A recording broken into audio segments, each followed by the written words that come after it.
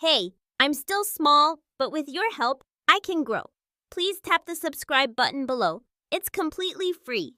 I was standing in my kitchen, halfway through brewing a cup of coffee that tasted like burnt cardboard and resignation, when my phone buzzed. I glanced down, expecting spam or another LinkedIn message from a recruiter promising exciting growth opportunities for half the salary I'd been making. Instead, there it was, a company-wide email, subject line screaming in all caps, "Urgent staff update." Now, that's never good news. You don't slap an urgent on something unless it's either a fire drill or someone in the C-suite finally stepped in something scandalous. I tapped it open, still holding my mug in one hand, and as I read the first line, I swear I felt my jaw lock and my pulse crawl up my neck. Due to recent budgetary constraints, we have made the difficult decision to restructure several departments. This will unfortunately include the immediate termination of select roles, effective today. That's how they started it. Not even a name, no personal call, no meeting, no heads up, just a boilerplate HR dump written by some poor intern trying to sound empathetic while gutting 23 of us with one digital blade. My name was on the attached PDF, buried 6 pages deep under a heading titled Impacted Employees. 15 years. 15 damn years with that company. I'd missed anniversaries, worked through surgeries, helped keep ops running during a warehouse fire, and trained half of the current team, including one guy who used to forget his password so often I had it memorized for him. And now, I found out I was unemployed in the middle of my kitchen, holding a chipped mug and staring at my own name in Arial 12-point font, like I was just another line item on a spreadsheet. I remember just standing there for a solid minute, blinking. There wasn't even a goodbye call. No thank you. Not a single human acknowledgement that I'd poured a third of my adult life into that place. I was 52, for God's sake. Not exactly the hot commodity I used to be when I still had hair and could pull an all-nighter without Advil. My wife came into the room and saw my face. "You okay?" she asked, gently. All I could say was, "I think I just got laid off in a group email." It took a full hour to process, and when I finally stopped staring at that message, I did something that felt a little petty and a little perfect. I hit reply all, yes, reply all to that cold corporate email blast, and typed exactly 8 words. "Next time, buy us dinner before the screw." Then I hit send, closed my laptop, and walked outside without a word. No dramatic farewell speech. No storming into the boss's office. I just walked. Down the street, past the park where my daughter used to learn to ride her bike, all the way to the cheap bar on 5th with the bad nachos and even worse lighting. I sat there alone, sipping a warm beer, trying not to let the embarrassment curdle into rage. 15 years, and they couldn't even give me a handshake. The new guy, Derek, the same kid I trained last year, still had his job. He was in the clear.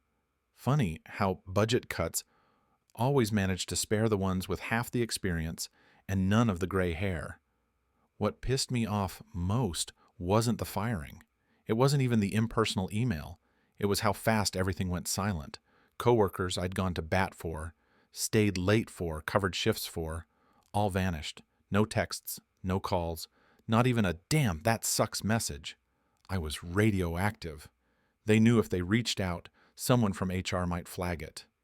That's the real horror of corporate culture, the way it turns friends into risk factors. The loyalty they demand doesn't run both ways. Later that night, I logged on to our old shared server to back up some personal files.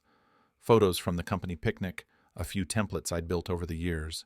Technically, I was locked out, but someone had clearly forgotten to revoke access. As I browsed through the folders, something odd caught my eye. There was a subfolder labeled Q4 Forecasts, dated 6 months ago. Now, that stood out, because I remembered that quarter like the back of my hand. We'd been told revenues were down, margins were tight, all that standard doom and gloom management nonsense. But when I opened that forecast file, I saw something that didn't match what we'd been told. Not at all. And that's when a new thought crept in. What if this wasn't just budget cuts? What if someone was covering their ass? But I'm getting ahead of myself. That's another part of the story. Let me ask you something. What would you do if your boss stabbed you in the back like this? Would you swallow it, update your resume, and pretend it never happened? Or would you do what I did and start watching everything a little more closely? Because I didn't plan revenge. I didn't even want it. But when the truth started slipping through the cracks, I couldn't unsee it. And once you've seen the rot under the paint, pretending it's just a fluke doesn't work anymore. The first few days after getting laid off felt like wandering through a fog you didn't know had settled in until you tried to move forward and realized everything around you had blurred. And I don't just mean professionally. I had always thought that if the day ever came when they'd let me go, there would at least be some sort of final conversation. A half-hearted attempt at a dignified send-off, maybe even a stiff handshake from a red-faced manager trying to mask discomfort with corporate buzzwords, but instead I got nothing. Not even the illusion of decency.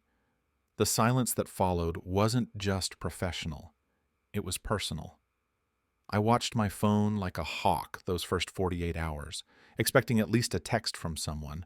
Gary from logistics, who used to call me for fantasy football tips, or Rachel in HR, who once cried in my office when her dog died. But not a single one of them reached out. Not even a damn thumbs up or "that sucks, man" message.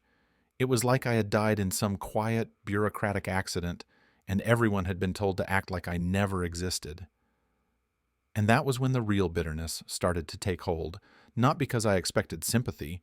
I'm not a 20-something intern looking for affirmation, but because I genuinely believed that after all those years of picking up the slack, covering late shifts, mentoring new hires, and swallowing every passive-aggressive insult from middle management with a tight smile and a nod, someone would have the spine to say goodbye. But they didn't. They vanished. Poof. Like I was radioactive, and HR had sent out a warning memo. Do not engage. Subject is unstable. The ones I had helped the most were the quietest, and that silence, it spoke louder than any layoff notice. I spent that first week trying to make sense of it all, alternating between bursts of righteous anger and long, numb stares at my ceiling. My wife gently suggesting I take a break from checking my email every 5 minutes, like I was expecting an apology that would never come. I updated my resume, which hadn't seen the light of day since Obama's first term, and started applying to jobs that made me feel like a relic every time they asked for fresh energy and a digital native thinking. I even signed up for a virtual networking mixer, which turned out to be 25 smiling faces half my age, talking about TikTok analytics and remote work hacks while I sat there smiling politely, feeling like the dad who accidentally wandered into his kid's birthday party. But in the middle of all that discomfort, something odd happened. I remembered that folder from the server, the one labeled Q4 forecasts, and how it hadn't quite matched what we'd been told in the all-hands meetings. I wasn't thinking revenge yet. It was more curiosity than anything else. Maybe a little pride, too. I'd spent years learning every line of that budget like it was a sacred text, and I couldn't shake the feeling that something had been off in those final months. I went back through my personal backups, and yes, I had backups, because when you've worked under 5 different bosses and watched 3 departments get gutted overnight, you learn to save your receipts. And I found an older version of the same forecast file, one I had edited 6 months ago when we were prepping for the quarterly review. The numbers didn't match, not just little differences either. I'm talking entire line items missing, project budgets inflated, vendor invoices duplicated under different names. At first, I thought maybe it was just an updated version that hadn't been reviewed yet, but as I dug deeper, cross-referencing the files I'd saved with email chains and shared documents from that time, it became clear that someone had gone in and massaged the data. Not tweaked. Massaged. The kind of thing that would raise eyebrows in an audit. The kind of thing you don't do unless you have a reason to hide something. I remember sitting there at my desk, hunched over my screen with a half-eaten sandwich in one hand, reading through the email threads I'd archived out of sheer habit, watching how the language shifted over time, from concerns about cost overruns to confidence in strategic repositioning, all orchestrated by a handful of people who always seem to know when to copy someone on an email and when to leave them off. The CFO's name popped up more than once, not in overtly damning ways, but enough to show he had visibility into the numbers and was directing how they should be presented. And my boss, the one who never gave me straight answers, but always managed to get credit for every smooth quarter, had his fingerprints all over the file changes. That's when it really started to sink in. This wasn't just budget cuts. This wasn't just some cost-saving measure to keep the company afloat. This was calculated, selective. They weren't trimming fat. They were clearing out anyone who might have asked the wrong questions or remembered the wrong details. People like me. I didn't tell anyone what I had found, not even my wife. It was too early, and besides, part of me still didn't want to believe it. Maybe I was just grasping at straws, trying to make myself feel better by pretending this was something bigger than just being expendable. But deep down, I knew. You don't doctor numbers unless you've got something to hide. You don't ghost the guy who built your logistics pipeline from scratch unless you're afraid he knows where the cracks are. And as I sat there, staring at a spreadsheet that suddenly looked like a trail of breadcrumbs leading to something much uglier than poor earnings, I realized that I had a choice to make. I could walk away, chalk it up to bad luck, spend the next 6 months chasing interviews and pretending I still believed in the system, or I could do what I'd always done, quietly, methodically, and without fanfare, and figure out exactly what the hell they'd buried in those numbers. Because if they thought I was just another old guy they could sweep out with the morning trash, they were about to learn a lesson I'd spent 15 years mastering. Never underestimate the one who remembers everything. There's a specific kind of silence that settles in when you've discovered something you weren't meant to see. Something quietly powerful, not explosive or dramatic, but the kind of subtle wrong that seeps under your skin like a slow-moving toxin, reshaping how you see everything that came before it. That's exactly what it felt like the night I sat in my home office, alone, cross-referencing that spreadsheet with old budget notes I'd saved out of nothing more than professional paranoia and good file hygiene.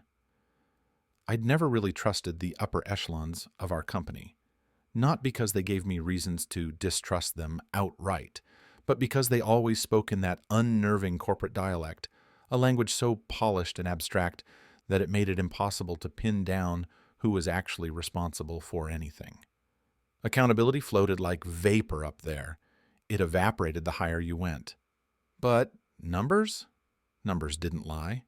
And that spreadsheet, with all its duplicated vendor IDs and curiously rounded totals, was telling me a story someone had tried very hard to rewrite.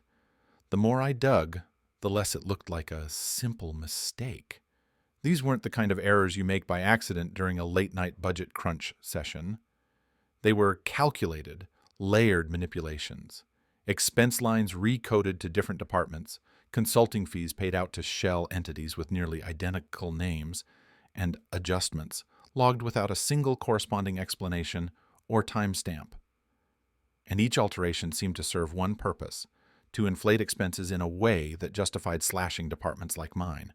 I wasn't a forensic accountant, but I'd been the operations guy long enough to know when something smelled off. And this was rancid. I found one invoice in particular that made my stomach knot. A $250,000 payment labeled IT Infrastructure Development Q3 routed through a third-party vendor called Rhinatech Systems. That caught my eye not because of the amount, we'd spent more on worse, but because I remembered vividly that we had scrapped the infrastructure upgrade that quarter. I'd been the one to deliver the bad news during a budget review. I'd told our team there wasn't room for it, and yet here it was, fully paid, documented, and apparently signed off by none other than Nathan Lauer, our charming and elusive CFO, who always managed to be just busy enough to avoid questions without seeming rude.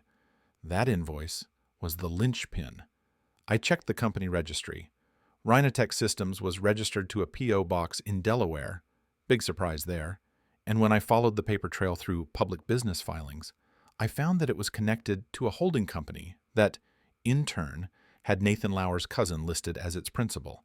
Not a direct link, no smoking gun, but enough to make any auditor sit up and ask for a second look. I leaned back in my chair, the kind of laugh you don't plan slipping out of me, not from humor, but from the sheer audacity of it all. They hadn't just cooked the books.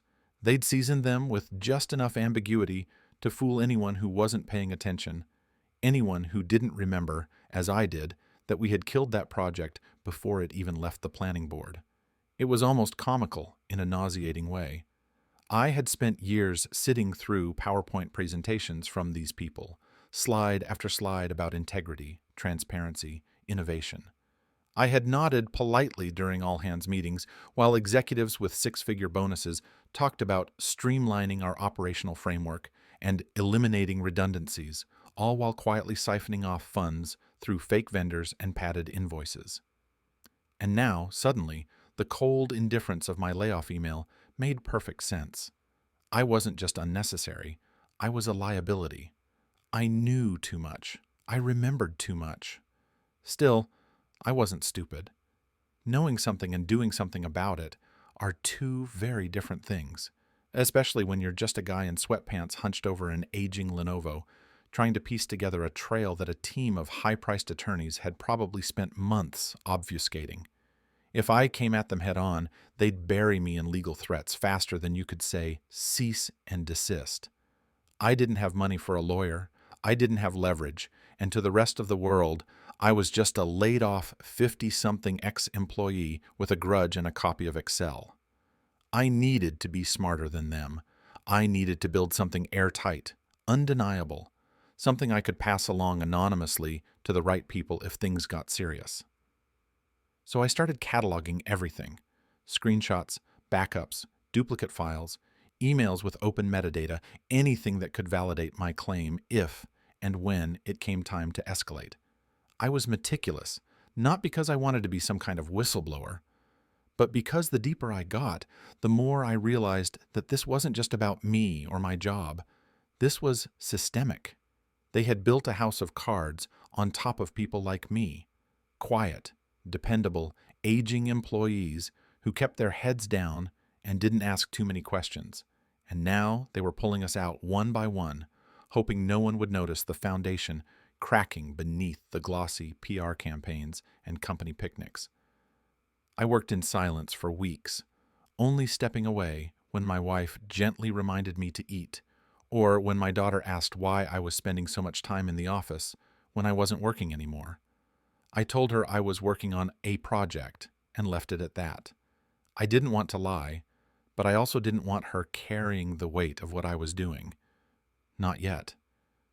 Every night, I sat there staring at my screen, slowly weaving together a story no one at that company ever thought someone like me would be smart enough or angry enough to tell. I wasn't interested in revenge. I wasn't trying to make a scene. But I knew, without a shred of doubt, that what I had discovered wasn't just corporate negligence. It was fraud, calculated, coordinated, and protected by a culture of silence and plausible deniability. And if they thought they'd buried the evidence by erasing my name from the payroll, they had another thing coming. Because I had the receipts, and I was just getting started. There's a certain calm that sets in once you've passed the point of no return. Not the frantic, paranoid kind that comes from knowing you're playing with fire, but the cold, calculating steadiness of someone who's seen the fire, felt the heat, and decided that the only way to move forward is to walk straight into it, eyes open, with a plan so methodical and deliberate that even if the flames lick at your heels, you never once look back. That's where I was, somewhere between unemployed and unbothered, sitting in my dimly lit office every night with nothing but a spreadsheet, a stack of cross-referenced invoices, and the growing certainty that the people who had discarded me like last quarter's printer ink were about to learn exactly how dangerous it was to underestimate someone who had nothing left to lose and everything documented in triplicate. I didn't storm into any boardrooms, didn't blast anything across social media, and sure as hell didn't try to go viral with some half-baked corporate takedown video. That wasn't the point. I didn't want attention. I wanted results. So I did what I'd done best for 15 years. I kept things quiet, clean, and devastatingly efficient. I started by building a case, not just a digital one, but a physical one, printing every document, highlighting every inconsistency, creating a literal binder filled with annotated proofs, cross-checks, screenshots, and time-stamped backups.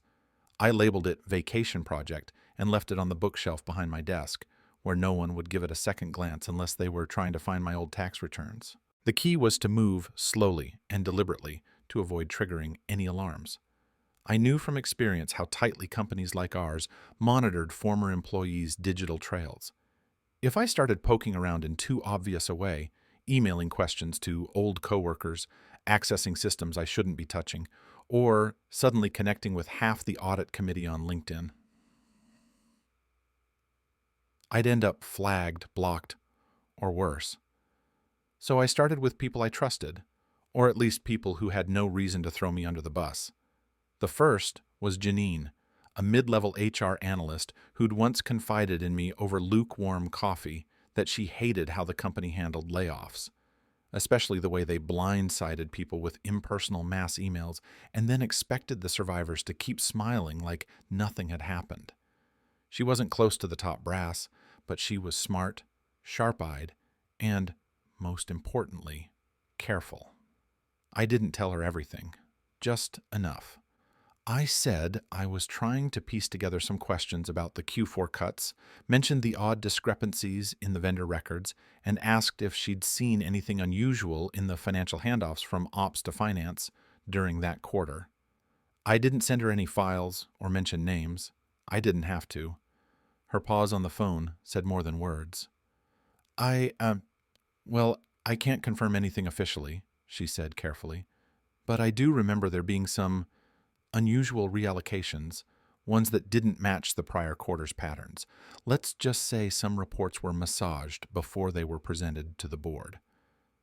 That was all I needed to hear. With that quiet confirmation, I knew I wasn't imagining things, and more importantly, I wasn't the only one who'd noticed. I thanked her, hung up, and got back to work. The next step was riskier, but necessary. I needed a legal opinion. Not a lawsuit, not yet, but I needed to know if what I had was as damning as I thought.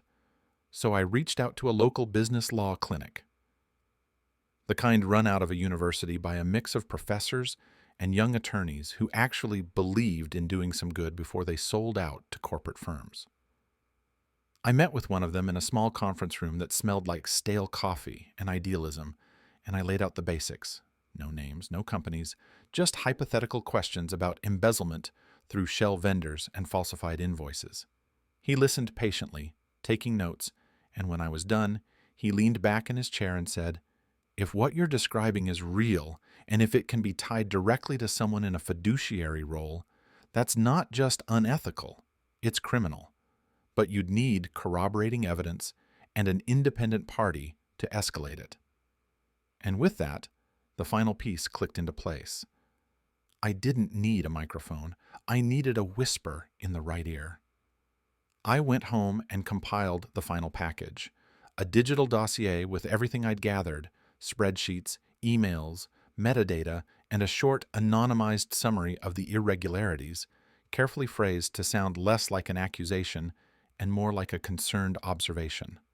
I created a burner email account, routed it through a VPN for good measure, and sent the whole thing to the board's internal audit committee, whose contact list I still had, thanks to a forgotten company Christmas party invite I'd never deleted. I didn't expect fireworks. I expected silence. And that's exactly what I got. Days passed. A week. Nothing. Then 2. I started to think maybe I'd miscalculated, that maybe the rot went even deeper than I realized, or worse, that they'd already buried it too deep to be dug up. But then, on a Friday afternoon, around 4:45 p.m., the dead zone for corporate news dumps, I got a text from Janine. Just one line, "Check the intranet." I logged into the public-facing portal, the one that former employees could still access for tax forms and benefits info, and there it was, in black and white under a banner titled Leadership Update. Nathan Lauer, Chief Financial Officer, has announced his resignation, effective immediately, citing personal reasons. We thank Nathan for his years of dedicated service and wish him well in his future endeavors. No fanfare, no farewell party, no golden parachute press release. Just gone. I sat there staring at the screen, heart pounding not with triumph, but with a strange, quiet finality. I hadn't outed him publicly. I hadn't exposed the company or triggered an investigation, at least not yet. But I had nudged the first domino, and now the machine was stalling. Not broken, not destroyed, but no longer running as smoothly as it once had. They would never know it was me. And that was the best part. It's funny how quiet a victory can be when you don't need it to be loud, when you've spent months not screaming for attention, but collecting truths with the slow precision of someone who knows just how fragile the whole facade really is. I didn't throw a party, didn't toast anything, didn't post a cryptic status or a single word tweet to let the world know I'd pulled off something that, in another life, I might have fantasized about under fluorescent lights while pretending to be interested in a conference call about inventory loss prevention. No, when I saw that resignation notice tucked neatly under leadership updates, sandwiched between a wellness seminar announcement and a reminder to sign up for the corporate 5K, I didn't even crack a smile. I just stared at the screen, took a breath, and closed the browser like I was shutting the final page of a book I'd never planned to read again. There was no celebration, no dramatic reveal, no parade of justice where the villains were marched out in handcuffs, and I stood on a podium explaining how I, the overlooked mid-level nobody who hadn't been worth a phone call when they laid me off, had uncovered a scheme that forced their golden boy CFO to run for cover. Because that wasn't the point. The point was never revenge for its own sake. It was about restoring something I didn't even know I had lost until they stripped it away from me with a generic email and a polite lie about restructuring. It was about dignity, about memory, about making damn sure that if they were going to pretend I never existed, they'd at least have to do so while wondering what else I might have taken with me when I walked out in silence that day. Life didn't magically get better after that. The job market was still a mess, and my age didn't exactly earn me any favors from hiring managers who were clearly more interested in buzzwords than battle scars. I sat through interviews where I had to explain why I'd stayed at the same company for 15 years, like it was some kind of character flaw, as if loyalty had gone out of style and been replaced by this twitchy, startup hopping restlessness that made them feel superior for never unpacking their boxes. I smiled through forced laughter, played nice, told stories about teamwork and adaptability, all while thinking about how the people asking me these questions couldn't have survived a single quarter in the fire I'd walked through year after year. But I never told them what really happened. I never brought up Nathan Lauer, never hinted that I'd watched the tower crack from the inside, never said I knew exactly where the bodies were buried. That wasn't their business. That was mine. At home, things stabilized.